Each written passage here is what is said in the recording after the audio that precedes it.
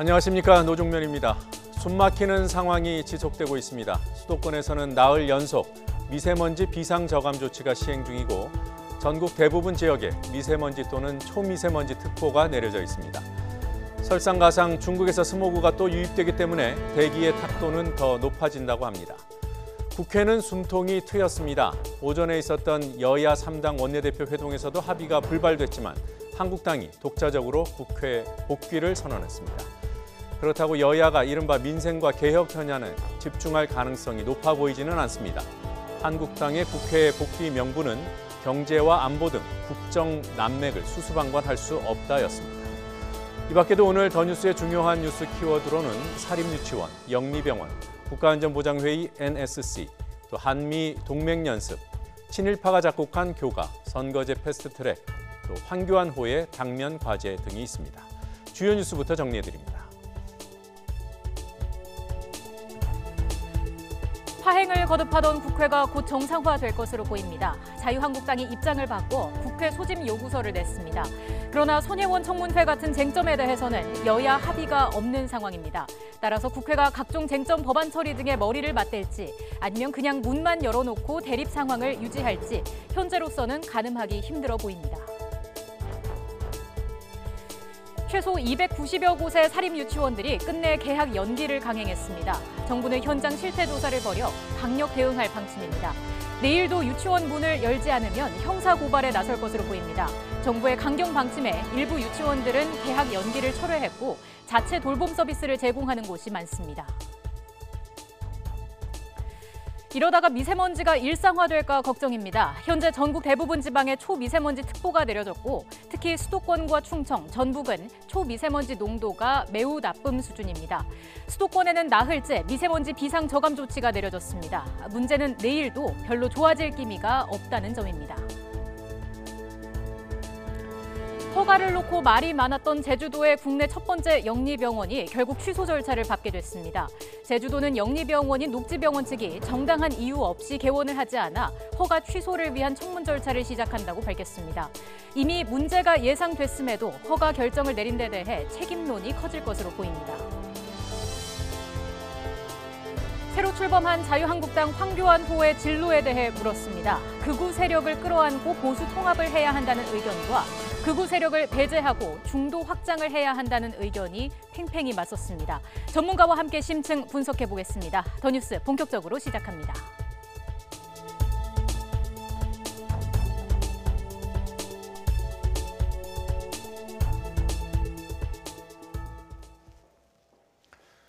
사립유치원 단체인 한국유치원총연합회 한유총이 개학 연기를 강행했습니다. 하지만 자체 돌봄 서비스를 제공하는 곳이 많아서 우려할 정도의 보육대란은 없었습니다. 정부는 개학을 연기한 유치원에 시정명령을 내리고 내일도 문을 열지 않으면 형사고발한다는 방침입니다. 취재기자 연결해서 알아봅니다. 한영규 기자. 네, 한영규입니다. 네, 한유총의 개학 연기에 얼마나 많은 유치원들이 동참했는지 파악이 됐는지 모르겠습니다. 정부는 어떻게 파악하고 있습니까? 네, 그 상황이 다소 유동적이어서 정확한 숫자 집계에는 다소 어려움이 있습니다. 하지만 개략적으로 집계한 결과 한유총 소속 사립유치원 290여 곳이 개학을 연기하고 있는 것으로 파악되고 있습니다. 서울의 경우 어제까지 26곳이 개학을 연기한다고 밝혔다가 오늘 13곳이 철회해 실제 개학 연기에 나선 유치원 수는 13곳으로 줄어들었습니다. 사립유치원 수가 가장 많은 경기도는 전체 사립유치원 1000여 곳 가운데 71곳이 개학을 연기했습니다. 경남 지역은 85개 유치원이 개학 연기에 동참한 것으로 파악되고 있습니다. 이 밖에 대구 36곳, 부산 35곳의 사립유치원이 개학을 미룬 상태입니다. 하지만 대전과 광주, 세종, 충북, 전북, 제주에서는 개학을 연기한 사립유치원이 없는 것으로 나타났습니다. 자, 피해 사례는 단 한 곳이라도 중요하겠습니다만 전반적으로는 우려할 만큼의 보육대란은 아니었다 이렇게 말할 수 있을까요? 네, 그렇습니다. 정부의 강경 대응 방침과 악화된 여론을 감안해서 개학 연기를 철회한 곳이 늘어나고 있습니다. 서울은 당초 26곳에서 13곳이 철회해 13곳이 개학을 연기한 것으로 조사됐습니다. 경기도에서도 6곳이 철회했고 대구시도 14개 유치원이 개학 연기를 철회했습니다. 시간이 지나면서 개학 연기를 철회하는 유치원이 늘어나 오전만 해도 340여 곳에서 지금은 290여 곳으로 줄었습니다. 계약 연기에 나선 유치원들도 자체 돌봄 서비스를 제공하는 곳이 많았습니다. 하지만 자체 돌봄 서비스를 제공하더라도 유치원 버스를 운행하지 않아 학부모들이 불편을 겪는 경우가 많았습니다. 교육부는 계약 연기를 예고한 유치원 가운데 자체 돌봄을 제공하는 경우가 많아 긴급 돌봄 서비스 신청자는 예상보다 적었다고 밝혔습니다.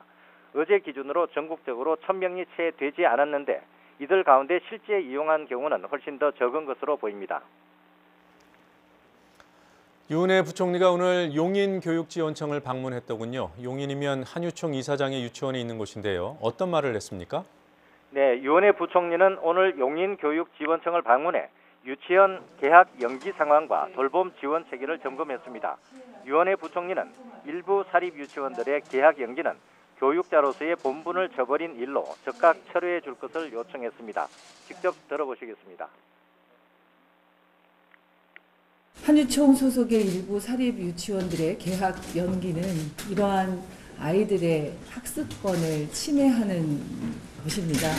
교육자로서의 본분을 저버리는 일입니다. 이렇게 명백하게 불법적인 행동에 대해서 지금이라도 즉각적으로 철회해 주실 것을 다시 한번 요청드립니다. 정부는 그동안 무관용 원칙을 수차례 밝혀왔죠. 구체적으로 앞으로 어떻게 대응을 하게 됩니까? 네, 정부는 오늘 교육청과 교육지원청, 지방자치단체, 경찰 등 인력을 동원해 현장 조사를 통해 실제 개원 여부를 확인하고 있습니다. 개원하지 않은 유치원이 확인되면 현장에서 명령서를 전달하거나 유치원에 붙이는 방식으로 시정명령을 내리고 있습니다. 교육당국은 오늘 시정명령을 내리고 내일에도 개원하지 않는 유치원은 곧바로 형사고발한다는 방침입니다.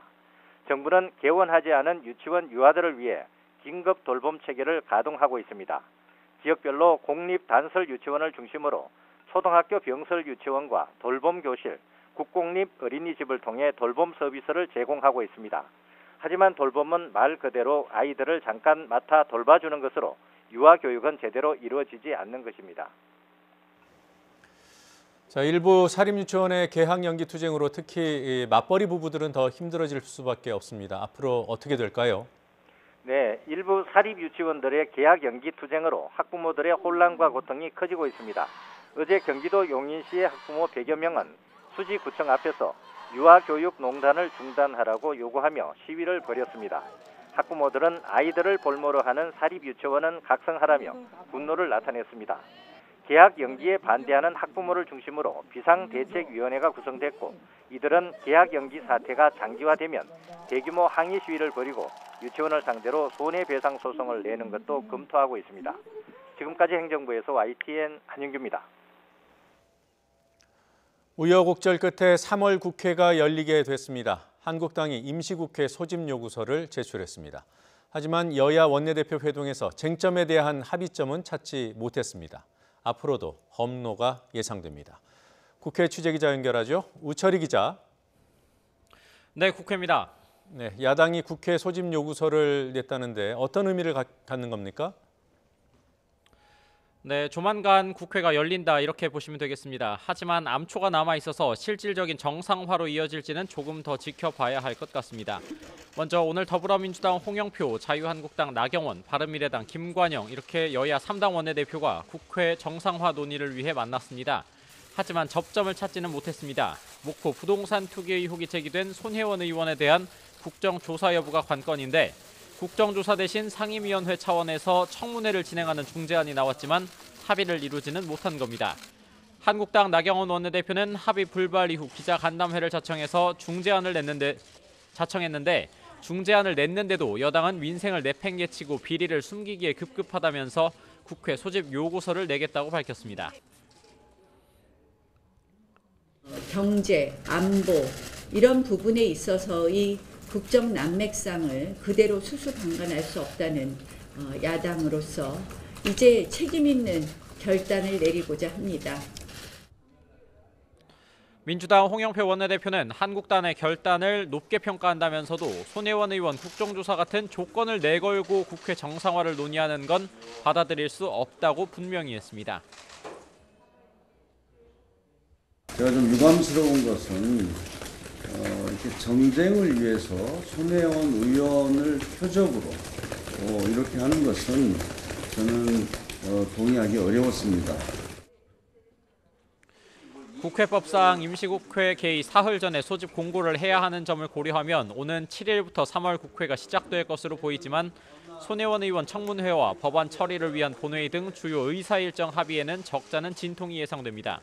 조금 전에는 국회의장과 여야 5당 대표의 정례회동인 초월회가 열렸는데 한국당 황교안 대표가 처음으로 참석해 3월 국회를 어떻게 끌어나갈 것인지와 주요 현안에 대한 의견을 교환했습니다. 이 자리에서 여야 5당 대표는 2개월 동안 공전하던 국회가 정상화하게 된 것에 대해 모두 환영의 뜻을 나타냈습니다. 그리고 사립유치원의 집단 개학 연기 사태, 이를 둘러싸고 여야 입장이 갈리고 있습니까? 네, 애꿎은 아이들이나 학부모의 피해가 없도록 여야 모두 사태를 해결해야 한다고 목소리를 높이고는 있지만 책임 소재는 다른 곳에서 찾고 있습니다. 더불어민주당 홍영표 원내대표는 사립유치원의 불법적인 집단행동은 절대로 관용 없이 강력하게 대응해야 한다며 한국당의 유치원 3법 반대로 유치원의 극단적인 행동을 초래했다고 비판했습니다. 반면에 한국당 나경원 원내대표는 모든 문제를 자초한 정부와 여당이 지금도 사립유치원을 겁박하는 것으로 일관하고 있다면서 즉각 진지한 대화에 나서야 한다고 맞섰습니다. 바른미래당 손학규 대표는 아이들을 볼모로 이익을 관철하려는 사립유치원의 자세는 결코 용납할 수 없는 만큼 즉각 복귀하라고 촉구하면서도 정부도 강경 일변도가 아닌 대화부터 시작하라고 촉구했습니다. 그리고 북미 정상회담 결렬을 둘러싼 여야의 신경전도 계속되는 것 같아요.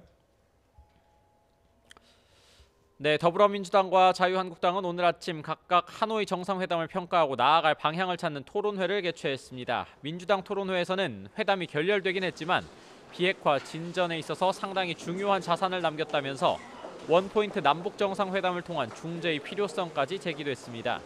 또 이해찬 대표는 회담 결렬이 아니라 북미 사이의 대화가 더 필요하고 잠시 중단된 것으로 봐야 한다며 문재인 대통령의 중재자 역할이 매우 중요해졌다고 짚었습니다. 하지만 한국당은 특히 도널드 트럼프 미국 대통령이 언급한 영변 이외의 추가 핵시설에 대해 우리 정부의 무능력이 여실히 드러났다고 비판했습니다. 황교안 대표는 정부가 경제협력에만 정신을 쏟다가 북한의 추가 핵시설과 미국의 입장 변화 모두를 감지하지 못했고 결국 한미연합훈련 중단이라는 최악의 무장해제를 불러왔다고 비판했습니다. 지금까지 국회에서 YTN 우철입니다. 첫 번째 영리병원인 제주 녹지국제병원이 제때 문을 열지 못해 허가가 취소될 상황에 몰렸습니다. 내일부터 청문 절차에 들어가고 다음 달 초쯤이면 결과가 나올 것으로 보입니다. 취재기자 연결해서 내용 알아보죠. 고재영 기자. 네, 제주입니다. 네, 그동안 영리병원 허가를 두고도 말이 많았습니다. 제주도가 결국 취소 절차를 밟는군요.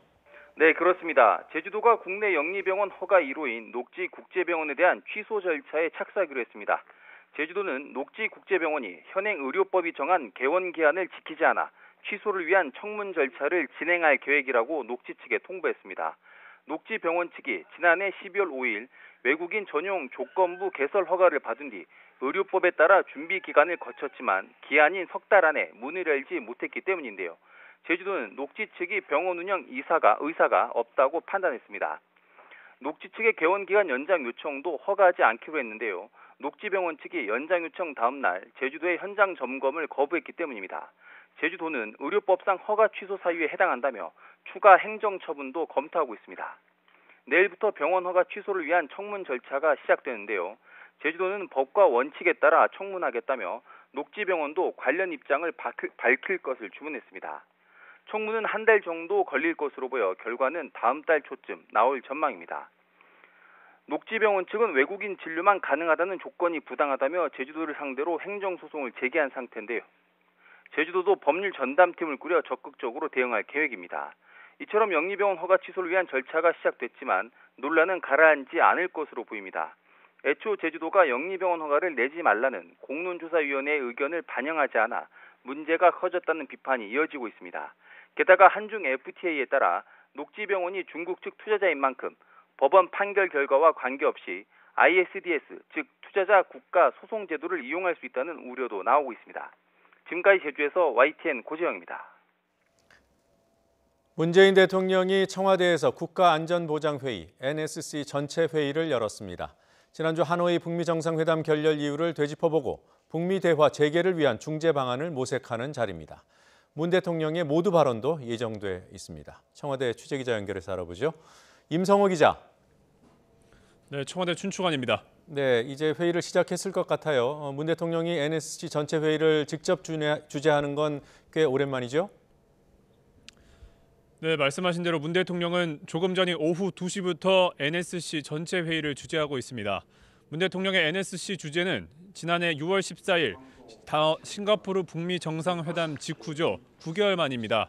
그만큼 이번 하노이 회담 결렬을 중차대하게 본다는 의미입니다. 회의에는 정의용 국가안보실장과 서훈 국가정보원장, 강경화 외교부 장관과 조명균 통일부 장관 등 외교 안보 고위 관계자들이 모두 참석합니다. 문 대통령은 하노이 회담 결렬 이유를 진단하고 향후 북미 비핵화 대화 중재를 위한 대응 방안을 모색할 계획입니다. 문 대통령의 모두 발언도 예정이 돼 있는데 북미 대화와 관련해서 어떤 입장을 밝혔을지 관심입니다. 문 대통령은 지난주 3.1절 100주년 기념사에서는 하노이 회담 무산으로 우리 역할이 더 중요해졌다며 북미 대화의 완전한 타결을 반드시 성사시켰다고 밝혔습니다. 자, 오늘 NSC 회의에서 구체적인 북미 중재 방안이 나오겠습니까? 네, 오늘은 일단 정확하게 현재 상황을 파악하는 데 더 큰 비중을 두고 있습니다. 김의겸 청와대 대변인은 어제 하노이 회담에 대한 정확한 진단이 선행돼야 한다고 밝혔습니다. 하노이 회담에서 북미 정상 간에 어떤 대화가 오갔고 어느 단계에서 매듭이 꼬였는지 당시 상황을 종합적이고 입체적으로 재구성해야 한다고 강조했습니다. 이 때문에 일단 오늘 NSC 회의에서는 정부 각급 채널에서 파악한 정보를 종합적으로 분석하고 북미 양측과의 접촉 계획을 구체화할 것으로 보입니다. 북한 그리고 미국과의 구체적인 접촉 앞으로 어떻게 이루어지겠습니까? 네, 현재 상황을 미국과 북한이 각각 어떻게 인식하고 있는지를 알아야 하기 때문에 다양한 채널을 통해서 접촉할 것으로 보입니다. 우선 미국 측에는 이도훈 외교부 한반도 평화교섭본부장이 스티븐 비건 미 국무부 대북 특별대표를 만나러 이르면 내일 워싱턴으로 떠납니다. 강경화 외교부 장관과 폼페이오 미 국무장관의 회담도 추진되고 있습니다. 이에 반해서 북측과의 접촉 내용은 아직 알려진 것이 없습니다. 하지만 지난달 28일 하노이 회담 결렬 직후에 트럼프 대통령이 문 대통령과의 통화에서 김정은 위원장과 얘기해달라고 요청한 만큼 어떻게든 접촉할 것으로 보이는데요. 어제 김의겸 청와대 대변인도 북측과 물밑 접촉을 통해서 입장을 들어볼 예정이라고 밝혔습니다. 일단은 국정원 채널을 통한 접촉이 유력해 보입니다. 이후에 대북 특사 파견이나 문재인 대통령과 김정은 북한 국무위원장의 판문점 정상회담 가능성도 나옵니다. 문 대통령은 이 같은 과정을 거쳐서 하노이 회담의 경위를 종합적으로 파악한 뒤 미국 워싱턴으로 가서 트럼프 대통령과의 한미 정상회담을 통해 북미 비핵화 대화 중재에 나설 것으로 관측됩니다. 지금까지 청와대 춘추관에서 YTN 임성호입니다. 베트남 방문을 마치고 그제 귀국길에 오른 김정은 북한 국무위원장의 전용 열차가 중국 내륙을 관통해 최단 노선으로 빠르게 북상하고 있습니다. 이 전용 열차는 지난 2일 베트남 동당역을 출발해 광시 장족자치구 핑샹과 난닝을 거쳐 어제 후난성 창사와 후베이성 우환을 통과한 데 이어 중국 시각 오늘 오전 6시 조금 넘어 텐진을 지나 북쪽으로 향하고 있는 것으로 확인됐습니다. 이 전용 열차는 북한에서 베트남으로 갈 때와 같은 노선을 거슬러 북한으로 직행하고 있는 것으로 보입니다. 지금과 같은 속도라면 오늘 오후 늦게 북중 접경인 랴오닝성 단둥을 통과해 압록강을 건너 북한 신의주로 들어갈 것으로 예상됩니다.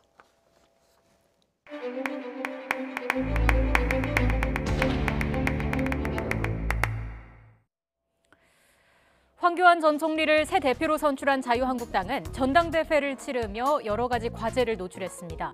태극기 부대로 불리는 극우 세력을 끌어안을 것인지 단절할 것인지, 보수 통합이 먼저인지, 중도 확장을 꾀해야 하는 것인지 등이 그렇습니다. YTN이 리얼미터에 의뢰해 여론을 물었습니다. 한국당 지지층에 국한하지 않고 일반 여론을 조사한 결과 크게 3가지의 과제에 응답이 집중됐습니다. 보수 통합과 중도 확장, 그리고 여야 협치. 이들 중 극우 세력까지도 끌어안는 보수 통합이 23.3%로 가장 높았습니다. 산토끼보다 집토끼가 우선이라는 의견입니다. 하지만 이 같은 의견이 압도적인 건 아니었습니다. 극우 세력 단절을 통한 중도 확장이 20.9%, 여야 협치 복원이 20.6%로 보수 통합과 별 차이가 없었습니다. 오히려 자유한국당이 현재 처해 있는 상황을 극복하라는 요구가 보수 통합보다 훨씬 크다는 점에 주목할 만합니다. 지지 정당별로 요구가 확연하게 달랐습니다. 한국당 지지층에서는 과반이 보수 통합을 우선 과제로 선택했고 바른미래당 지지층은 중도 확장, 민주당과 민주평화당, 정의당 지지자들은 여야 협치에 방점을 찍었습니다. 함께 보수를 표방하는 한국당과 바른미래당이지만 지지층의 성향이 갈리는 지점이 명확히 드러납니다. 정치 성향별 조사 결과에서도 비슷한 응답이 나왔습니다. 보수층은 극우 세력을 포함한 보수 통합을, 진보층은 여야 협치 복원을 꼽은 반면 중도층은 상대적으로 중도 확장을 중요하게 봤습니다. 황교안 체제에 대한 주문, 나이대별로 특징을 살펴보겠습니다. 우선 20대의 보수 통합 요구가 적지 않다는 점이 주목됩니다. 그럼에도 40대 이하에서는 전반적으로 중도 확장 요구가 컸고 50대 이상에서는 보수 통합에 대한 기대가 컸습니다.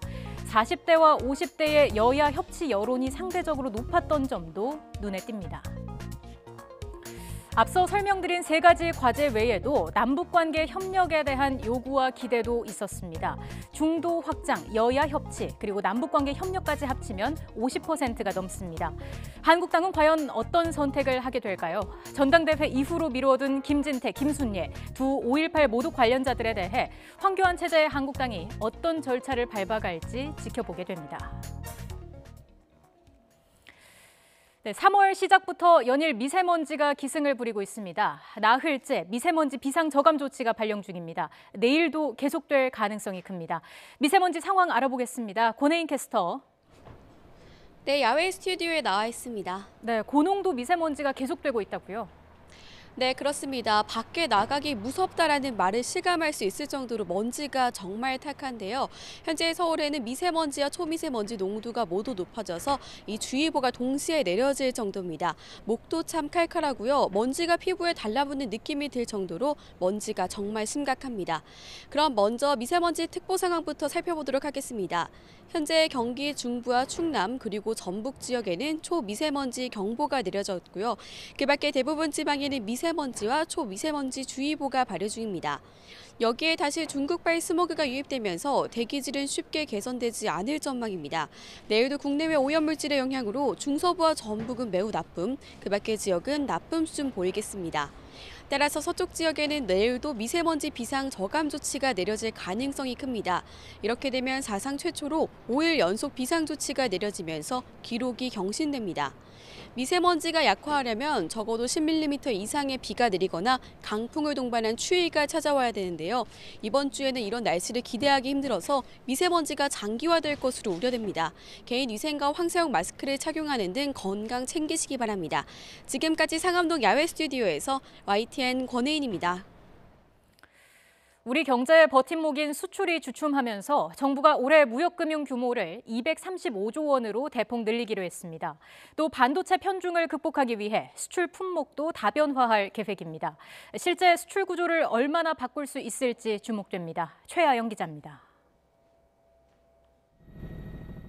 지난해 사상 첫 6천억 달러를 달성하며 최고 실적을 기록했던 수출이 심상치 않습니다.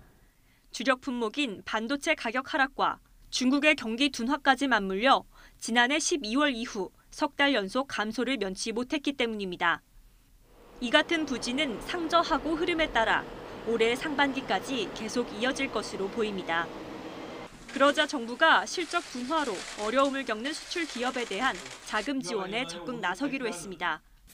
금년도 대출 보증 등 무역금융을 당초 목표보다 3조 원을 추가하여 총 235조 원으로 확대하고 특히 자금난을 겪고 있는 유망 수출 기업이 수출 계약서만으로도 특별 보정을 받을 수 있는 선적 뒤 수출 채권을 조기 현금화하는 1조 원 규모의 보증 프로그램도 새로 내놓습니다. 여기에 반도체를 뒤이을 새로운 수출 먹거리 육성에도 팔을 걷어붙이기로 했습니다. 바이오헬스, 2차 전지, 플랜트 건설, 문화 콘텐츠, 한류 소비재, 농식품 수산물 등 6대 분야를 중심으로 수출 지원을 강화할 것입니다. 또 신남방, 신북방 개척을 통해 새로운 수출 활로를 모색합니다. 정부는 기업이 바로 체감하는 현장 밀착형 대책이라고 밝혔지만 기존에 계속 나왔던 내용인 만큼 수출 현장에 얼마나 먹힐지는 의문입니다.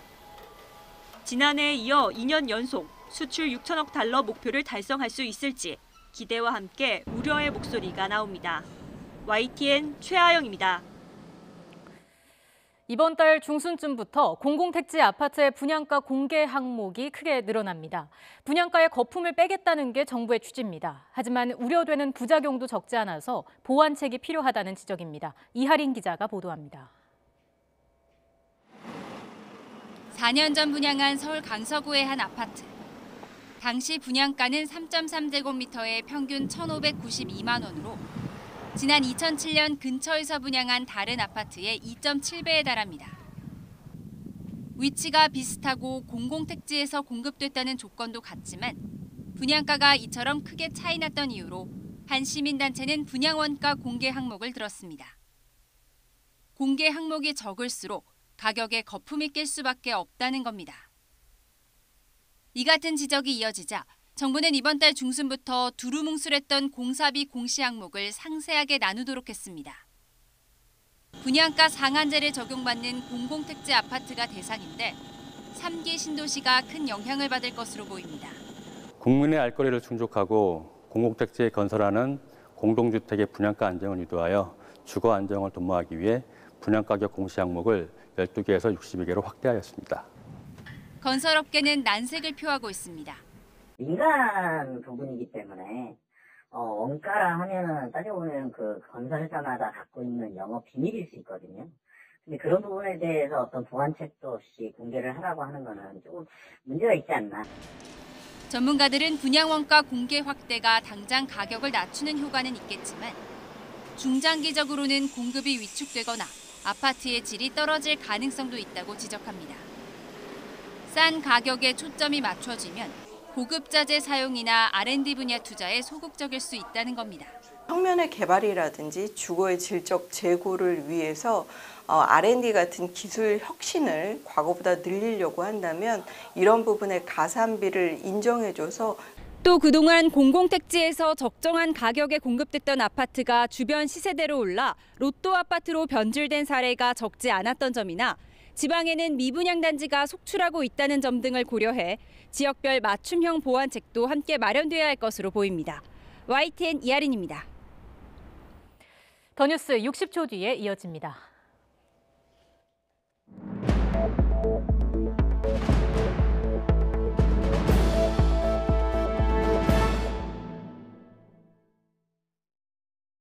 잇몸병 선택은 이가탄입니다. 엄마? 친구야.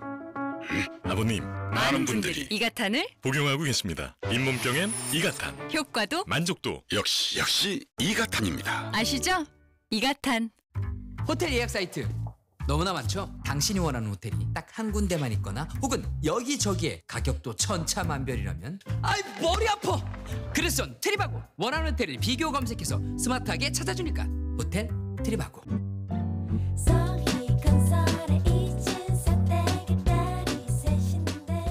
서희건설 지역주택조합 잘하는 거 아시죠? 거품이 쫙 빠진 착한 가격, 고객의 니즈를 반영한 맞춤 설계. 내 집 마련의 꿈이 이루어집니다. 지금 바로 오세요. 전국 100여 개 모델 하우스와 서희 고집이 여러분을 기다립니다. 서희 스타일스, 서희건설.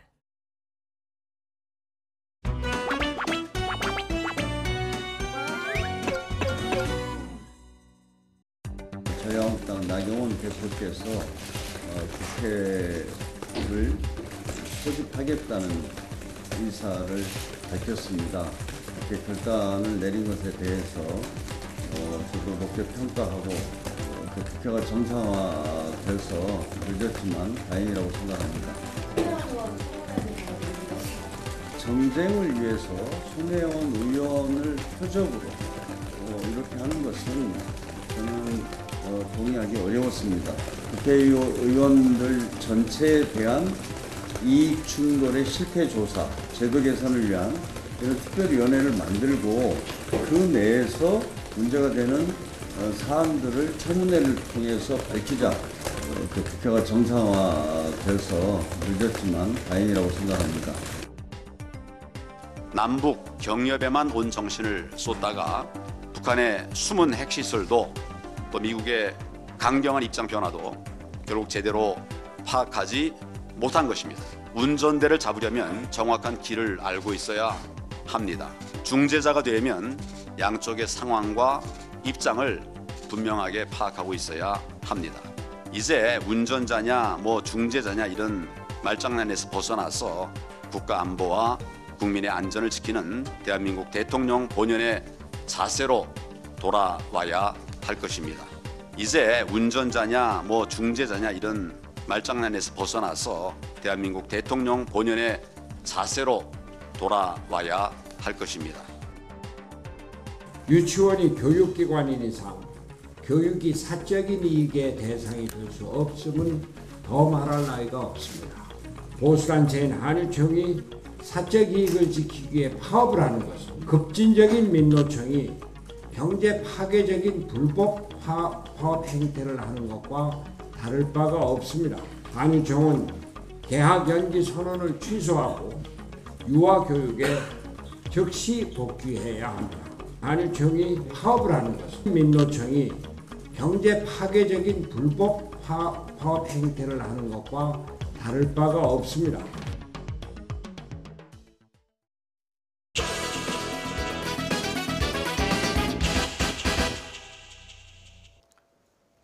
선거제 개편안도 유치원 3법처럼 패스트트랙, 신속 처리 안건으로 처리할 수 있다. 한국당을 제외하고 따로 선거제 개편 논의를 진행해온 여야 4당의 입장입니다. 하지만 패스트트랙에 올리려면 4당의 단일안부터 나와야 합니다. 쉬운 일은 아니죠. 오늘 여야 1대1 미니토론 더 정치, 선거제 개편 문제 다뤄보겠습니다. 이른바 하노이 노딜 이후 상황에 대한 얘기도 나눠보도록 하겠습니다. 기동민 더불어민주당 의원, 또 오신환 바른미래당 의원 나오셨습니다. 어서 오십시오. 네, 안녕하세요. 안녕하세요.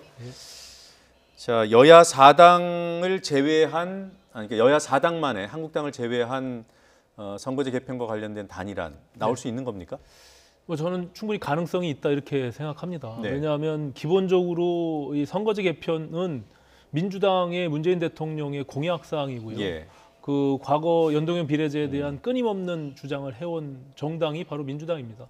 그렇기 때문에 그 책임 의식을 갖고 있다라고 그 진정성에 대해서는 저는 충분히 있다 이렇게 생각하고요. 예. 다만 지금 민주당이 제안하고 있는 이렇게 연동형 비례대표제라고 하는 일정 정도만 반영되는 그런 수준이 아니라 온전한 민심 그대로의 연동형 비례대표제에 합의를 이뤄내고 그것이 패스트트랙으로 갔을 때 예. 저는 그 노력의 일환으로 한국당이 그 논의의 테이블에 들어올 수 있다 이렇게 생각하고 있습니다. 그런 점에서는 저는 좀 민주당께서 통 크게 양보하고 그 부분에 대해서 합의를 이뤄냈으면 좋겠다 이렇게 생각하고 있습니다. 조금 이따 얘기하겠습니다만 완전 연동제를 기반으로 한 패스트트랙에는 동의한다. 네.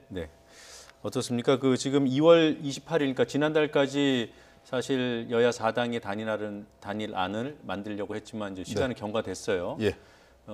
날짜가 얼마 안 남은 것 같은데 단일안이 나올 수 있을까요? 최선을 다해야죠. 네. 근데 날짜가 이제 3월 10일로 못 박을 이유는 없는 것 같고요. 그러니까 패스트 트랙이 적용될 수 있는 것이 최장 330일이라는 것이지 꼭 330일을 다 채워야 되는 것은 아닙니다. 그러니까 상임위에서 한 180일, 본회의에서 한 90일, 그러니까 최소한의 요건 한 270일 정도만 채우면 본회의에서 60일 상정 요건은 여야 합의로 하면 가장 좋겠지만 그것이 안 되면 국회의장이 직권 상정이 예정되어 있기 때문에 가능하기 때문에 저는 시간은 아직 좀 남아 있다고 생각을 하고요.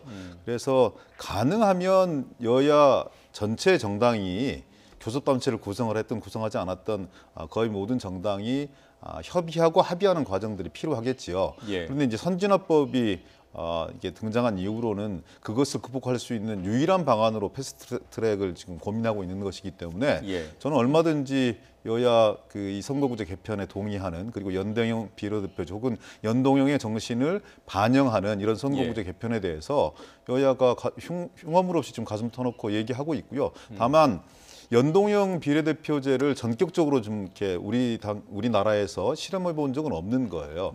그리고 선거 제도는 그 나라의 역사라든지 정치 문화 또 이제 권력 구조의 조응성 이런 부분을 한꺼번에 봐야 되는 그런 부분들이기 때문에 저는 그런 부분들을 봐 나가면서 연동형이든 아니면 준연동형이든 혼합형이든 간에 충분히 좀 검토하고 상의하고 결정할 수 있다고 봅니다.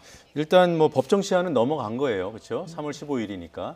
근데 지금 얘기한 그 330일 패스트트랙 기한도 이제 시청자 입장에서는 좀 어려울 텐데 지금 기동민 의원 말씀은 330일을 만약에 3월 10일 기준으로 적용을 하면 내년 2월이 되잖아요. 근데 그때까지 안 가고 처리할 수 있을 거니까 330일을 다 채우지 않아도 국회의장이 여당 출신이기 때문에 한 60일 정도는 여유가 있다고 보시는 것 같아요. 그게 이제 국회 본회의에 상정해서 기다리는 시간이 60일이니까 그 기간 안에서는 의장의 역할이 할 수 있는 부분들이 있다라고 이제 해석을 하시는 거고요. 충분히 뭐 가능성은 있겠죠. 다만 이제 그 과정 속에서 저는 이게 선거의 제도의 룰이기 때문에 한국당이 어떻게든 좀 참여가 돼서 아까 말씀하신 대로 모든 제 정당들이 다 합의를 도출해내는 것이 가장 바람직하다라고 생각합니다. 하지만 지금 자유한국당이 무책임하게 아무런 안도 내놓지 않고 있기 때문에 불가피한 상황이 지금 온 것이죠. 그래서 더 이상 기다리기는 어려운 부분들이 있어서 사당 안에서만이라도 합의를 도출해내고 그것을 패스트트랙으로 걸었을 때 저는 그 레버리지로 충분히 합의를 이뤄갈 수 있는 그 기간들이 우리에게는 충분히 있다라고 보는 것입니다. 그러니까 패스트트랙을 건다는 것은 뭐 한국당을 배제한다는 것이 아니라 아직도 입장을 안 내고 있으니까 논의할 수 있는 테이블로 끌어내겠다라는 수단이라는 뭐 그것이 가장 중요한 부분이고요. 이제 어쨌든 그것은 데드라인이 있는 것이니까 만약에 그것이 합의가 그동안에 이루어지지 못하면 패스트트랙을 건 그 안으로 결국에 본회의에서 표결하게 되겠죠. 지금 뭐 물리적인 데드라인 그러면은 그 국회 본회의로 올라가서 60일을 좀 더 이렇게 여유 있게 탄력적으로 계산한다 하더라도 5월 초면은 끝나는 거 아닙니까? 네, 그렇습니다. 그때를 넘기면은 사실상 어려워지는 거죠. 네, 그렇습니다. 그러면 3월 10일은 넘길 수 있고 그 안에라도 이제 3월 10일이라고 하는 것은 기본적으로 공직선거법에 선거구 획정이 13개월 이전에 선거일의 13개월 이전에 의장에게 선거구 획정위원회에서 안을 제출해야 됩니다. 그럼 못하는 거 아니에요? 그게 과거 20대 총선에서도 거의 지켜지지 못했기 때문에 이제 그 부분에 대해서는 우리가 불가피하게 그 기한을 법정 기한을 넘길 수밖에 없을 것 같고요. 다만 패스트트랙을 전제로 했을 때는 우리가 그 4월 총선을 앞두고 적어도 2개월, 3개월 정도의 시간을 둬야 기본적으로 본회의에서 처리할 수 있는 물리적 시간이 가능하지 않겠느냐. 이렇게 해서 역산한 그 시간이 결국에는 3월 아니면 이제 본회의에 상정할 수 있는 60일을 배려하더라도 5월 정도까지가 아니겠느냐라고 이제 기동민 의원께서 말씀하시는 거죠. 지금 국회 정상화 합의가 이루어졌습니다. 그러니까 합의는 아니지만 하여튼 정상화 되는 길로 갔어요. 3월 국회가 열릴 텐데 그러면 국회가 닫혀 있을 때는 뜻있는 정당끼리만 모여서 논의하는 게 얘기가 됐지만 한국당을 배제하고 사당만 논의를 이어가기는 좀 어렵지 않을까요? 그러니까 현실적으로 말씀드렸지만 게임의 룰을 합의하는 부분이기 때문에 국민적 동의, 시대적 명분 다 중요하지만 게임에 참여하고 있는 당사자들을 배제한다고 하는 것은 대단히 극단적인 방법인 것이거든요. 그런데 이 당사자 중에 한 자유한국당이 금방 오신환 의원 말씀 주셨던 것처럼 책임 있게 이 논의에 임할 수 있는 최소한의 전제 조건, 당론을 확정을 해서 정개특위에 책임 있게 임해야 됩니다. 당론을조차 확정하지 않았고 선거구제 개편에 대해서 대단히 소극적으로 논의를 진행하고 있는 사안들이기 때문에 임시국회가 진행이 되었어도 3월 이내에 뭔가 가시적인 접근 이런 부분들이 나타나지 않는다면 부득불 패스트트랙 이런 부분들을 사용하지 않을 수 없는 그런 현실적 조건인 것이고요. 저는 가급적이면 그런 그 상황이 초래되지 않기를 기대합니다. 그리고 그것이 정치의 순기능을 살려나가는 좋은 방향성이라고 보여지는 것이죠. 그렇지만 뭐 거의 모든 이 제 정당이 그리고 시민 사회에서 그리고 국민의 상당한 이 수준에서 선거구제 개편 너무 국민의 의사를 반영하고 있지 못하고 있기 때문에 좀 시대의 변화에 맞게 흐름에 맞게 조정해라 이런 것을 끝까지 귀를 막는다면 마지막 수단으로서 패스트트랙을 긍정적으로 실행하지 않을 수 없다는 이런 말씀을 드립니다. 오늘 이제 국회 소집 요구서를 나경원 원내대표가 제출하면서 한 워딩을 보면 저는 이 선거구제에 집중돼 있는 것은 아니고요. 지금 남북관계 외통이나 지금 이제 국방이나 이런 부분들 중심으로 또 지금 손혜원 의원에 대한 문제 제기를 계속 하고 있기 때문에 그 상임위에 한정해서 집중하려고 하는 의도가 있는 것이죠. 그렇기 때문에 이 선거구제와 지금 민주당이 얘기하고 있는 개혁 법안들을 같이 묶어서 패스트트랙 하는 거에 대해서는 기본적으로 한국당은 여전히 굉장히 부정적인 입장을 갖고 있는 것입니다. 그래서 얼마만큼 이 논의에 3월 임시국회가 열린다고 해서 한국당이 참여할까라는 것은 굉장히 좀 의구심이 듭니다. 그리고 나경원 대표가 경제와 안보 등 국정 난맥 행상을 두고 볼 수 없다. 수수방관할 수 없어서 소집 요구를 한다라고 밝혔잖아요. 그럼에도 불구하고 선거제 개편이라는 거는 각 당에 이해가 걸린 문제이기 때문에 논의하자 할 수도 있잖아요. 물론이죠. 그거는 그때는 지금 4당이 끊임없이 한국당과 참여를 이끌어내야 된다고 생각하고요. 그런 과정에서 바른미래당이 좀 중재자의 역할을 계속적으로 할 생각이 있고요. 지금 말씀하신 대로 이게 국회가 열린 상황에서 무조건적으로 한국당을 배제한 상태에서 논의가 가면 저는 좀 문제가 있다고 보고 다만 한국당 자체가 그 부분에 대해서 지금까지는 전혀 참여할 의사가 없었거든요. 알겠습니다. 그래서 지금까지면은 그대로 간다. 그렇죠. 지금과 같은 상황이라면 불가피하게 저희가 기한이 한정적으로 되어 있기 때문에 논의를 할 수밖에 없다. 3월 임시국회가 2달 만에 이제 소집이 됐습니다. 2달 동안 국회의원들 밥값 못했다 이렇게 말씀 주시는 것에 대해서 뭐 전혀 항변할 수 없고요. 차지에 소집된 임시국회인데 특정한 분야의 못을 박을 수는 저는 없다고 생각합니다. 산적해 있는 뭐 예를 들어서 사개특위라든지 정개특위라든지 뭐 수사권 조정 문제 또 국정원법, 상법 개정안, 공정거래법 또 뭐 이루 말할 수 없을 정도의 민생 현안들이 산적해 있는 것이 사실이거든요. 그래서 남북 관계 혹은 북미회담 이런 부분을 뭔가 본 궤도로 올려놓는 작업과 더불어서 저는 선거구제 개편 등 금방 말씀드렸던 여러 가지 의제들에 대해서 더 이상 국민들이 실망하지 않도록 좀 전방위적으로 논의하고 결정할 필요가 있다. 그래 특정 의제만 국한시켜서 뭐 제한적으로 참여하고 이런 부분들은 오히려 더 국민들을 실망. 근데 뭐 아직은 한국당이 그렇게 하겠다고 발표한 건 아니기 때문에 그거는 이제 그렇게 경계하신다는 말씀은 이해를 했고요.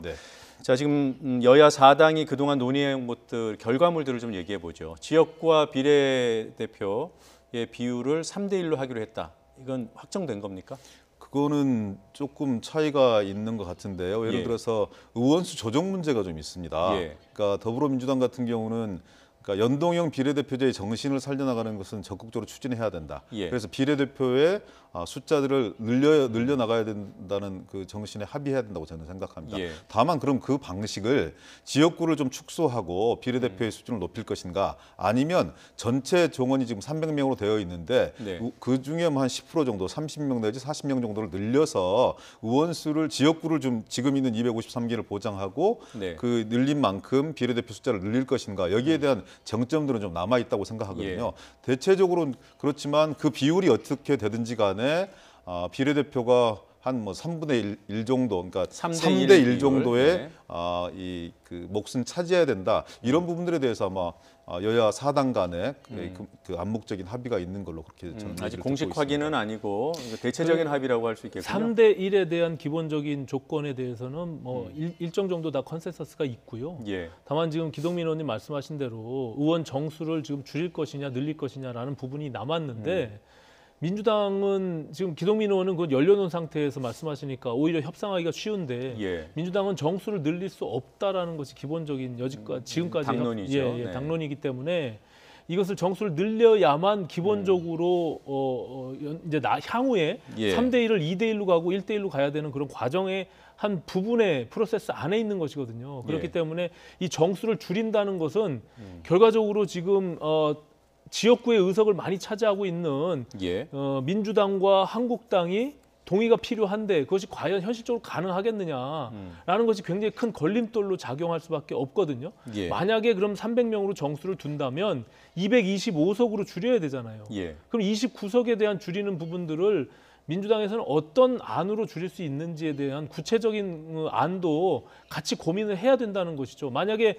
패스트트랙을 걸었는데 그 이제 2월, 3월에 국회 본회의에 상정이 됐단 말이죠. 예. 당시에 한 개 지역구를 줄이는데 인접해 있는 두세 개의 선거구가 영향을 받습니다. 네. 그 의원들이 이게 거의 나의 정치 생명과 같이 가기 때문에 반대한다라고 하면 아무리 당론이라고 해도 민주당이 지도부가 컨트롤하기 어려울 것이라는 게 저희 생각이에요. 그러면 그때 돼서 만약에 부결되면 예. 나중에 그 개혁 법안들 패스트트랙 했을 때 선거구제가 부결됐기 때문에 그러면 공수처나 검경수사권 조정안 형소법은 같이 부결시킬 거냐. 굉장히 복잡한 함수관계가 그 안에 있거든요. 조금 예. 말씀을 드려보면요. 어려운 문제입니다. 정수를 증언하지 않고 풀어낼 수 있는 해법이 여의도에서 좀 없어 보이기도 합니다. 예. 그런데요. 국민과 싸우자는 것이거든요. 여론조사를 해보면 국민의 70% 내지 80%는 예산을 동결하든 어떻든 간에 예. 의원 정수를 늘리는 부분들에 대해서 대단히 그 부정적인 생각들이 강합니다. 80%가 넘습니다. 그리고 또 공교롭게도 한 2달 동안 예. 이 거의 식물 상태의 국회인 상황에서 의원 정수 증가 얘기가 나왔을 때 국민들이 가질 수 있는 저는 예. 마음 이런 부분들이 이해할 수 있을 것 같거든요. 그래서 저는 시선을 좀 돌려서 국민과 싸우려고 하면 안 될 것 같습니다. 그러니까 내부에 이런 치열한 밥그릇 다툼이 있기 때문에 이걸 해결할 수 없어서 부득불 국민들께서 반대하시는 의원 정수를 확대해야 됩니다. 이렇게 저는 주장하는 건 국민을 설득할 수 있는 기제가 아니라고 보여지고요. 힘들더라도 내부에서 좀 박터지게 싸워야 됩니다. 그래서 예. 결국은 시대가 원하고 국민이 원하는 방향성 속에 정치권이 맞춰 나가야 되는 것이지 정치권 내부의 속사정 때문에 이렇게 올릴 수밖에 없습니다라고 말씀드릴 수 있는 건 아닌 문제라고 생각을 해서요. 예, 좀 더 합의가 필요합니다. 네. 지금 이해를 하셔야 되니까 들으시면서 기존의 의석수 300석을 유지하면 지역구와 비례대표를 3대1 정도로 나눴을 때 225대 75가 되기 때문에 네. 기존의 지역구 의석수가 지금 253석이잖아요. 네, 그러니까 지역구가 한 30석 가까이 확 준단 말이에요. 네. 그 문제를 해결하기 어렵기 때문에 야3당에서는 차라리 정원을 늘려서 한 330석 정도로 늘리면 지금 지역구 의석수가 한 250석 조금 안 되게, 그러니까 지금과 거의 비슷한 수준으로 유지되니까 지역구 의원들의 반발은 덜할 것이다. 네. 그 대신 늘어난 만큼 비례대표가 늘어나는 것이다. 네. 이런 주장을 하는 거잖아요. 근데 지금 기동민 의원 말씀을 들어보면 그럼에도 불구하고 이 정수 확대, 총원 확대에 대한 국민 반감이 심하니 국민하고 싸우지 말고 안에서 싸우자. 이 말씀은 민주당 내부의 그 지역구 의원들의 반발을 민주당 차원에서 무슨 표현이 적당할까요? 설득하고 지역구 축소에 동의를 시키겠다 이런 말씀으로 이해되는데요. 그러니까 조금만 더 말씀을 드려보면요. 지난번에 정개특위 합의안도 정개특위 내에서 합의가 안 돼가지고 예. 여야 원내대표들이 아주 그 거당적인 차원에서 합의를 이루어냈습니다. 예. 그런데 정개특위 위원장께서 왜 내가 논의해서 소외가 돼야 되는 것이냐, 정개특위가 들러리냐 이래가지고 그 합의에 대해서 퇴짜를 놨어요. 예. 그날 합의할 수 없었던 사안들이 있습니다. 저는 금방 오신환 의원께서 말씀 주셨던 것처럼 첨예한 이해관계가 걸려있기 때문에 저는 당을 가리지 않고 지역구 결부된 의원들이 여야를 가리지 않고 불만을 표출할 수 있다고 보여집니다. 그런데 그것은 그것대로 국민들이 선택하고 판단해서 처리해야 될 문제이지 그것이 두려워서 우리가 국민들의 흐름과 이렇게 순리에 반하는 이런 시도를 하게 되었을 때 저는 정치권 전체가 걷잡을 수 없는 불신 속에서 국민들 속에 신뢰를 회복할 수 없다고 생각을 하거든요. 네. 그래서 저는 좀 어려운 문제이긴 하지만 정수조정이라는 문제들은 조금 머리에서 지우고 그 내에서 어떻게 합리적인 운영이 몰래 살릴 것인가 이런 부분들을 좀 적극적으로 고민해야 되는 거 아니냐. 지금 요즘 들어와서는 그런 생각들을 많이 해보고 잘못 알려진 게요. 지금 꼭 정수를 늘려야 된다라고 주장하지 않습니다. 다만 오히려 지금 기동민 의원님께서 말씀하신 내부에서 싸워야 된다라고 하는 것에 동의를 하면서도 걱정스러운 것은 그 내부라는 것이 민주당 내부예요. 왜냐하면 한국당이나 민주당이 지금 지역구 의원들을 많이 가지고 있잖아요. 특히 서울 수도권에서. 그러면 그분들을 어떻게 설득해낼 것인지 아니면 그 사람들 제끼고 지도부가 그러면 결단을 내릴 것인지에 대한 것을 결단을 내려야 되는 것이죠. 예. 그런데 그것은 없이 그냥 무조건 줄인다라고 하면 앞서 말씀하신 대로 30개의 의석을 지역구를 줄여야 되는데 예. 과연 현실 가능할 거냐라는 우려가 있는 거예요. 그것이 그렇게 설득하겠다고 하는 거 아니겠습니까? 아니 하면 저희는 뭐 당연히 100% 의원님, 동의하는데 네. 그것을 어떻게 담보할 거냐는 그러니까 당론으로 거죠. 예를 들어서 2대1 이렇게 처음에 얘기했던 것이 있어요. 지역구 200에 선관위 안대로 그 네. 비례대표 100. 그런데 이제 여야 협의하는 과정에서 3대1 이렇게 의견들이 조율된 거 아니겠습니까? 225대 75. 예. 이거는 그냥 드리는 말씀이 아니라 실제 성사시켜내겠다. 당내 반발을 무릅쓰고라도 지도부가 책임을 지겠다는 이런 공당의 그리고 집권 여당의 대국민 약속입니다. 그러니까 걱정해 주시는 건 감사하지만 그 내부에서 얼마든지 조율하고 지도부가 책임지고 성사시켜내야 할 일이라고 저는 생각합니다. 네. 저는 그렇게 할 의지라면 거고요. 저희는 네. 충분히 환영합니다. 이 정도 의지라면 환영한다. 저희가 꼭 네. 무슨 의석을 늘려야 된다라고 주장한 것은 아니고요.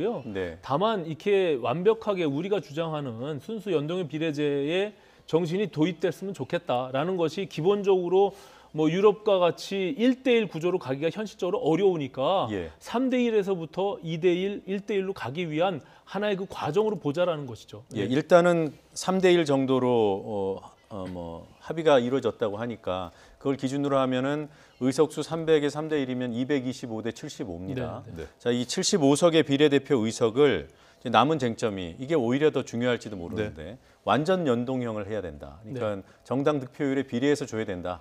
근데 민주당 쪽에서는 한 반 정도만 그렇게 적용하자 이런 거죠. 네, 그렇습니다. 여러 가지 의견들이 있는데요. 이걸 연동형으로 할 건지 준연동형으로 할 것인지 혼합형, 뭐 보정형, 복잡한 얘기들이 많이 나오는데 연동형 비례대표제의 정신을 살리는 건 적극적으로 검토해야 된다고 생각합니다. 시대적 흐름이기도 하고요. 그리고 뭔가 지금의 이 소선거구제가 가지고 있는 맹점들을 보완할 수 있는 이런 부분들이라고 생각을 하는데요. 근데 비례성 못지않게 대표성도 대단히 중요하거든요. 예를 들어서 75석 전체를 이 연동형 비례대표로 채운다고 했을 때 1당과 2당의 경우에는 지역구에서 상당한 정도의 의석수를 확보할 것이기 때문에 득표율과 비례해 본다면 75석 내에서 거의 뭐 5석도 가지고 가지 못할 그런 확률이 높거든요. 근데 그렇게 됐을 때 만약에 집권 여당의 경우에는 소수자 배려, 전문가 배려 이런 부분들이 당연히 이루어져야 됩니다. 학계라든지 뭐 교육계라든지 장애계라든지 체육계라든지 문화계라든지 다양한 인사들을 대표성들을 앞세워서 그분들이 다양한 그 분야의 어떤 대표성과 전문성을 가지고 국민적인 대표의 역할을 할 수 있도록 보장을 해드려야 되는데 그런 부분들이 줄어들어 버린다면 저는 집권 여당이 기능을 하기가 혹은 또 다른 정당 역시 정당의 제대로 된 기능을 하기가 어려운 측면들이 있다고 보여지거든요.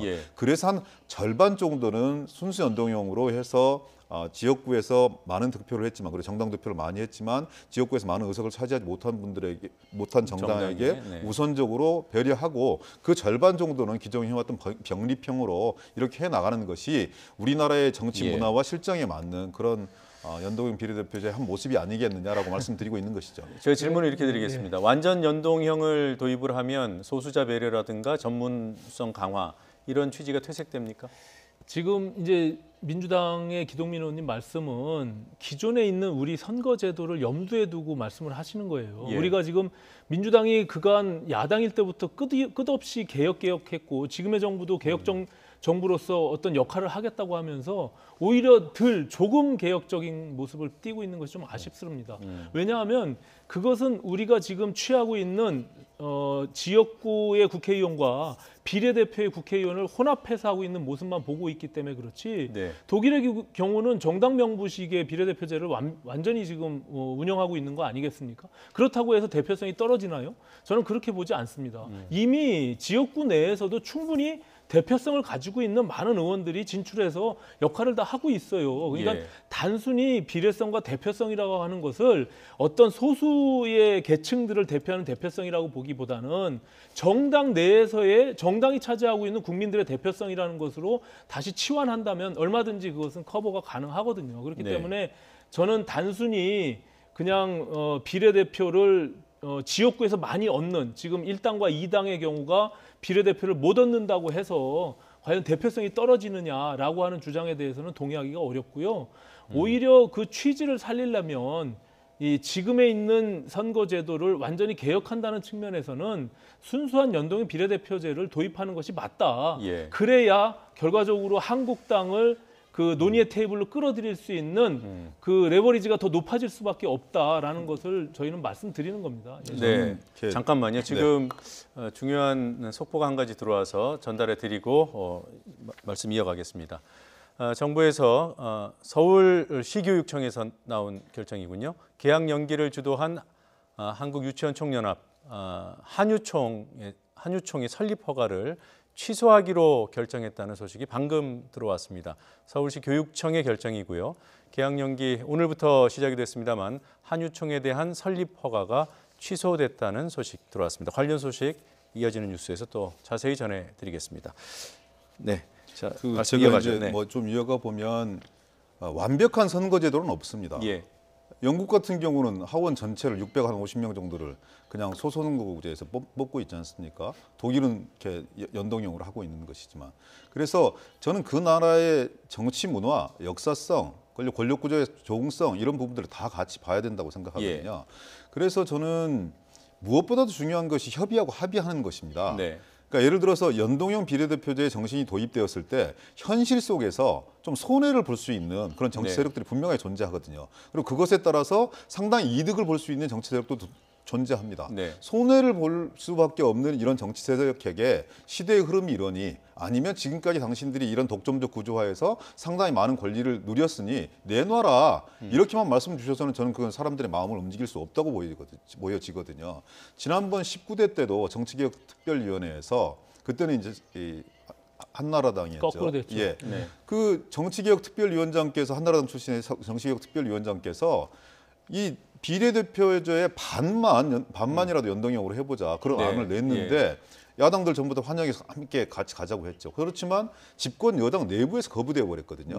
지금 상황이 그런 상황이라는 겁니다. 그래서 저는 오신환 의원님 말씀처럼 혹은 다른 일각의 주장처럼 순수 연동형을 대폭 확대하고 도입하는 것이 하나의 흐름이고 시대 정신일 수 있으나 현실도 봐야 된다는 얘기죠. 그러니까 이런 얘기인 건가요? 그러니까 연동형은 한 50% 정도로 진보를 해보고 대신 국회의원 총수는 안 늘리는, 그래서 이제 지역구가 줄어드는 그 이른바 뭐 손해라고 할까요? 그거는 당내 반발이 있어도 감수하겠다. 예, 그렇습니다. 왜냐하면 저는 새로운 제도가 도입이 되어서 정말 비례대표들 늘려놨더니 지금까지와는 달리 정말 정당의 정체성들을 선명하게 대변하고 그다음에 소외된 구석, 그다음에 이 대표성들을 제대로 획득하지 못하는 집단들에 대해서 가열차게 국민들의 생각을 대변하는 이런 훌륭한 제도구나. 이렇게 국민들 머릿속에 인식이 되어진다면 저는 달라질 수 있을 거라고 생각하는 것이요. 지금 사실 비례대표제에 대한 국민적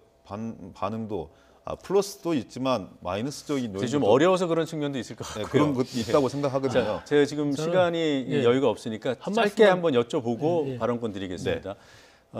완전 연동형을 주장하고 그 입장을 바꾸지 않으면 패스트트랙 못 가는 겁니까? 정치는 타협하고 합의하는 것이라고 생각합니다. 아직까지 시간이 남아있고 저는 정치는 현실을 반영하는 것이고 그것을 기반해서 한 발짝 한 발짝 가는 것이기 때문에 기본 정신을 깔아놓고 그 레일 위에서 공동으로 달릴 수 있도록 끊임없이 협상하겠습니다. 네, 협상 여진이 있다. 저는 지금 기동민 의원님, 한국당 의원님이 저런 말씀을 하시면 제가 이해를 하겠어요. 좀 서글퍼지는 것은 사실은 기득권 정당에서 이제 내려놔야 된다는 말씀을 하시는 거잖아요. 민주당이 언제부터 기득권 정당이었습니까? 과거 불과 이 정권이 탄생하기 전에는 민주당이 늘 주장해왔던 것이 순수 연동형 비례대표제입니다. 사실관계로 좀 바로 했으면 좋겠는데. 권역별 연동형 비례대표제지만 권역별 내에서도 순수 연동형을 강조하는 취지는 알겠지만 상대당의 의견에 대해서 그렇게 비개혁적이라든지 입장을 바꿨다고 말씀 주시는 건 입장을 바꾼 건 명확하죠. 왜냐하면 지금과 같은 입장을 내놓은 적이 한 번도 없음에도 불구하고 준연동형 비례제, 복합 연동형 비례제를 자꾸 말씀하시는데 그거는 기존에 노무현 대통령께서 말씀하신 취지와 전혀 맞지가 않잖아요. 근데 그 부분에 대해서는 솔직할 필요가 있다는 거예요. 저는 그럼에도 불구하고 지금 상황에서 민주당이 저 정도의 스탠스로 가는 것도 존중합니다. 하지만 원래는 저런 스탠스가 아니었다는 거죠. 그런 점에서는 좀 안타깝고 그럼에도 불구하고 저희로서는 진일보한 한 걸음의 걸음이라도 나가고자 하는 뜻이 있기 때문에 그것만이라도 협상할 수 있다는 것이 저희들 입장이에요. 하지만 온전하게 연동형 비례대표제로 가는 것이 우리의 앞으로 가야 될 방향이다라는 것은 우리가 명확하게 인식할 필요가 있다. 그 방향성에 대해서는 두 분 의견을 들어보면은 그리 다른 것 같지는 않고요.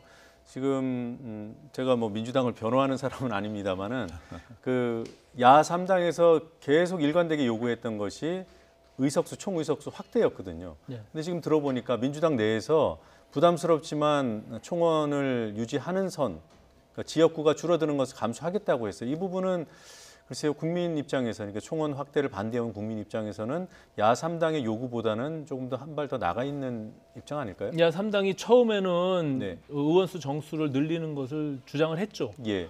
저희 바른미래당도 그렇게 했지만 말씀하신 대로 현실적으로 국민들의 저항이 크기 때문에 예. 정수를 300석에서 맞춰놓고 그 안에서 조정하는 거에 대해서도 우리가 논의할 수 있다라는 것으로 예. 입장을 전환했기 때문에 예. 지금 225대 75도 충분히 논의할 수 있다. 다만 그 안에서만이라도 순수한 네. 연동형 비례대표제를 놓고서 패스트트랙 기본안을 만들자라는 것이 저희들의 주장입니다. 예, 지금 남아있는 거는 사실상 가장 민감한 쟁점이 요거 하나네요. 50%냐 100%냐. 네. 그 연동형을 어떤 비중으로 적용할 네. 것인가. 네. 지금 논의하고 있는 틀이 정개특위는 아니죠. 지금 원내대표 간의 네. 대표단 간의 협상 테이블이기 때문에 4당의 협상은 협상 테이블에 원내대표들이 기본으로 가고요. 각 당의 정개특위 간사들이 끊임없이 모여서 같이 의견을 네. 조율하고 있기 때문에 각 정당의 의견들을 대변하고 있다 이렇게 보시면 됩니다. 예, 그러니까 정개특위가 지금 가동되고 있는 건 갔죠. 아닌 거고요. 2달째 스톱했습니다. 네, 알겠습니다. 자, 뭐 선거제 개편 얘기는 여기까지 네. 하도록 하고요. 이제 3월 국회가 열리는데 아무래도 그 한국당에서 안보 등의 국정 난맥상이라는 그런 표현을 쓴 네, 거에서도 네. 유추해 볼 수 있듯이 이거 북미 정상회담 결렬 이후 상황에 대해서 뭔가 이렇게 문제 제기를 하고 또는 뭐 좋게 얘기하면 견제하는 그런 흐름들이 있을 것 같습니다. 바른미래당 입장은 어떻습니까? 북미 회담 결렬에 대한. 북미 회담 결렬에 대한 후속 조치에 대해서도 네. 지금 오늘 대통령께서 NSC를 주재한 것처럼 정부가 충분히 해야 될 역할들도 있고요. 국회에서도 후속적으로 우리가 해야 될 역할이 분명히 있다고 생각합니다. 그런 예. 점에서 우리가 확인하고 논의하는 국회 내의 상임위원회 개최는 당연히 필요하다고 생각하고요. 특히 네.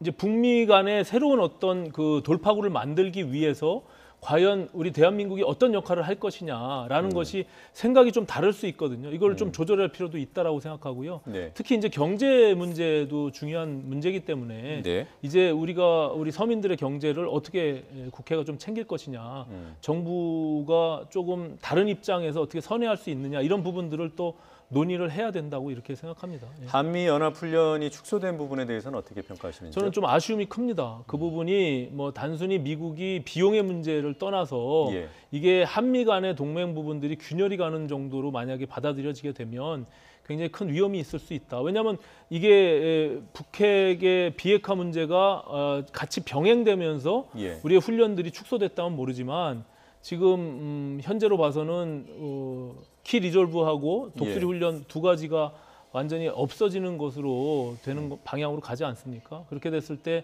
한미 전력에 있어서 좀 위축되는 부분들이 있지 않을까라는 우려가 생기는 거죠. 그러니까 북한의 어떤 입장과 남한의 한국의 입장을 비교해 봤을 때 우리가 지나치게 양보하는 면일 수 있다 이렇게 보시는 거군요. 지금 어쨌든 협상이 결렬되고 북한의 제재가 완화되는 것은 아니지 않습니까? 그런 측면에서 보면 우리가 여전히 늘 해왔던 훈련들의 과정들을 한미 동맹의 일환에서 꾸준히 지속적으로 해야 됨에도 불구하고 미국이 이 부분에 대해서 포기하는 것은 또 다른 시그널을 줄 수 있는 우려가 있다라고 예. 판단을 하는 것이죠. 예. 예, 정리 삼아서 좀 이 부분에 대해서 한번 말씀해 주시죠. 지금 한미 훈련이 축소되는 것이 안보 상황을 좀 위태롭게 하는 부분인지 혹시 뭐 다른 기대할 만한 효과는 없는 것인지요? 저는 시각을 좀 바꿔줬으면 좋겠어요. 그러니까 전통적인 한미 맹방, 혈맹의 관점에서 보면 군사훈련이 축소되거나 장기적으로 좀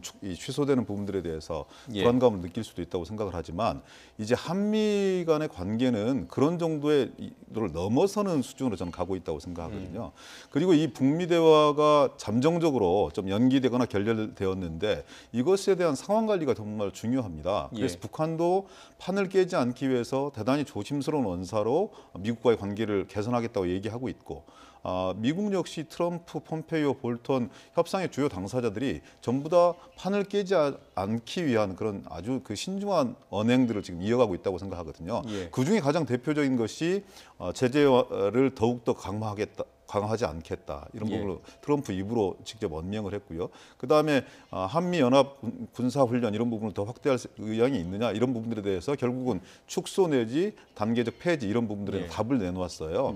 이제 저는 다소간의 덜컹거림이 있고 70년간의 적대 관계를 청산하는데 상당한 시간과 곡절이 걸릴 수밖에 없는 부분들이지만 한반도의 비핵화, 평화 그리고 경제 공동체 이런 부분들은 하나의 큰 수순을 뛰어가고 있다고 생각합니다. 그런 부분들 속에서 지금의 대화 분위기 그리고 조심스러운 이런 분위기들을 깨지 않을 수 있는 이런 적극적인 노력들이 필요한데 그 시그널 중에 하나가 저는 군사훈련의 이 축소 내지는 단계적 폐지 이런 부분들이라고 보여지거든요. 한반도 평화로 가는 긴 어떤 과정 중에 한 단계로 보시는 거군요. 네, 그렇습니다. 그래서 이 부분을 너무 이것 때문에 한미 동맹이 균열될 수 있는 것처럼 보여진다. 이건 좀 과거의 시각 속에서 머물고 있는 거 아닌가라는 그런 조심스러운 말씀을 북미 회담의 그 결렬을 어찌 됐건 우리 대한민국이 그것을 어떻게 바라보고 또 중재자의 역할을 어떻게 할 것이냐라는 측면에서는 동의할 수 있지만요. 다분히 북한의 메시지를 미국에 전달하는 그런 방식이 아니라 이제는 중간자적인 입장에서 양쪽의 의견들을 조율해 나갈 수 있는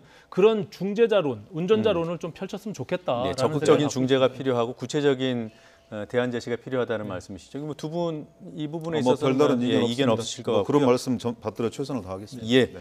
자, 두 분 말씀은 여기서 마무리하겠습니다. 두 분 시간 내주셔서 고맙고요. 지금까지 기동민 더불어민주당 의원 또 오신환 바른미래당 의원 함께 해주셨습니다. 고맙습니다. 네, 감사합니다. 출장 비용, 가성비 높이는 꿀팁? 전 세계 수백 개의 예약 사이트를 비교해서 원하는 호텔의 착한 가격을 찾아주는 트립하고. 스마트한 출장도 역시 트립하고와 함께. 호텔 트립하고. 빛. 파리를 만든 불빛. 그것은 대담함의 상징이다. 감히 어둠을 상상하지 말라. DS7 Crossback. Audacity drives to excellence.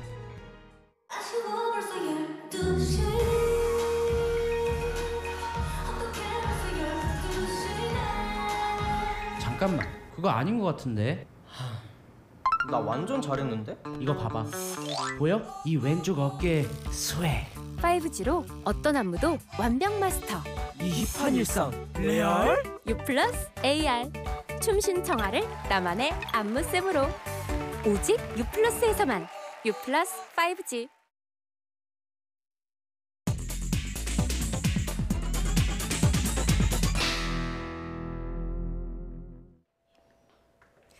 뉴스브리핑입니다. 승객과 다투다 의식을 잃고 쓰러져 숨진 70대 택시기사 유가족이 쓴 청와대 국민청원에 20만 명이 넘게 동의했습니다. 지난달 15일 청와대 국민청원 게시판에는 동전 택시기사 사망 사건과 관련해 엄정하고 강력한 처벌을 촉구합니다라는 제목의 청원 글이 올라왔습니다. 숨진 택시기사 며느리라고 밝힌 글쓴이는 최근 우연히 SNS로 가해자의 평화로운 셀카 면접 준비 모습을 보니 기다림은 우리 가족들만의 착각이었던 것 같다면서 강력한 처벌을 요구했습니다. 이 글은 오늘 20만 건의 동의를 넘겨 청와대 답변 요건을 갖췄습니다. 이재명 경기도지사가 자신의 형이 평소에도 정신질환이 있었다고 주장했습니다. 이 지사는 오늘 수원지방법원 성남지원에서 열린 형님 강제 입원 관련 속행 공판에 앞서 여러분이 다 보신 것처럼 형님의 상태가 안 좋은 게 사실이라면서 이같이 말했습니다. 특히 2012년에는 한 백화점을 찾아 자신이 시장의 친형이라고 소개한 뒤에 직접 단속에 나섰다가 처벌된 일도 있었다고 설명했습니다. YG 엔터테인먼트가 소속 가수 빅뱅 승리의 경찰 조사 당일 새벽 파쇄업체를 불러서 물품을 옮겼다는 의혹에 대해서 통상적인 절차일 뿐이라고 반박했습니다. 양현석 대표는 자신의 SNS를 통해 파쇄업체를 부르는 일은 3개월에 한 번씩 진행해온 절차라고 밝혔습니다. 그러면서 자산관리팀에서 작성해 직원에게 공지한 것으로 보이는 문서 이미지 여러 장을 함께 공개했습니다. 또 의혹이 제기된 후 파기업체로부터 해당 물품을 파기하지 않고 보관하고 있다는 연락을 받았다고 덧붙였습니다. 김정은 북한 국무위원장이 지난달 중국을 관통해서 베트남으로 이동할 때 테러 모의로 볼 수 있는 글을 SNS에 올린 중국 네티즌 4명이 처벌을 받은 것으로 나타났습니다. 중국 당국이 이례적으로 이런 사실을 공개해서 그 배경에 관심이 쏠리고 있습니다. 베이징에서 박희천 특파원이 보도합니다. 김정은 북한 국무위원장이 베트남으로 향하던 지난달 26일 새벽 중간에 들른 남부 난닝역에서 김 위원장이 플랫폼에 잠시 내려 휴식을 취하는 모습이 카메라에 잡혔습니다. 앞서 단둥역에서는 김 위원장이 중국 인사들의 영접을 받는 모습이 외신에 포착되기도 했습니다. 두 번이나 김 위원장의 모습이 외부에 노출되면서 중국 공안 당국에 비상이 걸렸다는 후문입니다. 특히 비슷한 시기에 일부 중국 네티즌이 김 위원장에 대한 테러 모의로 해석될 수 있는 글을 올렸다가 처벌까지 받은 것으로 나타났습니다. 베트남 접경 지역인 핑샹시 정부는 네티즌 4명이 위챗에 과격한 글을 올리거나 댓글을 달아 벌금형 또는 구류에 처했다고 밝혔습니다. 이들은 어떤 나라의 지도자를 암살하려 한다며 뜻을 같이 하는 친구를 모집한다거나 폭탄을 터뜨리겠다는 글을 올렸습니다. 중국 체제 특성상 실제로 테러를 모의했다기보다는 장난으로 쓴 글일 가능성이 크지만 중국 당국이 이들을 처벌하고 공개까지 한 것은 이례적인 일입니다. 이를 두고 김 위원장이 중국을 지나는 길에 혹시라도 있을지 모르는 사고를 막기 위한 경고 차원에서 중국 당국이 강하게 대응한 게 아니냐는 분석이 나오고 있습니다. 베이징에서 YTN 박기천입니다. 통일부가 오늘 50주년 기념 행사를 열어 창설 반세기를 자축했습니다. 통일부는 오늘 오전 정부 서울청사에서 조명균 장관과 천혜성 차관 등이 참석한 가운데 기념식을 열었습니다. 이덕행 기획조정실장은 올해 통일부는 한반도 평화 번영 그리고 통일의 길을 열어가야 하는 시대적 요구에 직면하고 있다고 말했습니다. 국제 신용평가사 무디스는 한국의 올해와 내년 경제 성장률이 2%를 조금 웃도는 수준에 그칠 것으로 전망했습니다. 무디스는 세계 거시 전망 보고서에서 한국의 성장률이 지난해 2.7%보다 현저히 낮은 수준을 보일 거라면서 이같이 예상했습니다. 앞서 무디스는 지난해 11월 보고서에서는 한국의 경제 성장률 전망치를 올해 2.3%, 내년에는 2.5%로 각각 제시했습니다. 무디스는 중국으로부터의 중간 제품 수요 둔화와 반도체에 대한 수요 침체가 한국의 수출과 투자에 악영향을 미치고 있다고 분석했습니다.